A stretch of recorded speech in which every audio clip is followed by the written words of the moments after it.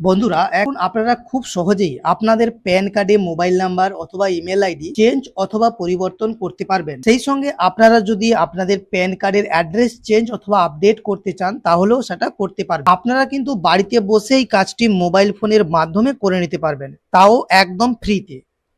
এর জন্য আপনাদের কোথাও কোনো রকম টাকা পয়সা পেমেন্ট করতে হবে না। তো কিভাবে এই কাজটি করবেন সেটি আজকের এই ভিডিওতে আমি আপনাদেরকে দেখাবো। বন্ধুরা এই কাজটি করার জন্য গুগলে গিয়ে আপনারা সার্চ করুন প্যান কার্ড অ্যাড্রেস আপডেট লিখে সার্চ করুন। এবার ইউটিআই এর উপর ক্লিক করবেন। ক্লিক করলেই আপনাদের সামনে এরকম একটা পেজ ওপেন হয়ে যাবে। এবার এখান থেকে প্রথমে আপনাদের প্যান কার্ড নাম্বার এন্টার করবেন, এখানে আধার নম্বর এন্টার করবেন, এখানে মোবাইল নাম্বার এন্টার করবেন ও এখানে ইমেল আইডি এন্টার করবেন। এটা আপনারা আপডেট করতে চান অথবা যোগ করতে চান। এখানে একটা অপশন পাবেন অ্যাড্রেস আপডেট সোর্স, এখানে ক্লিক করবেন।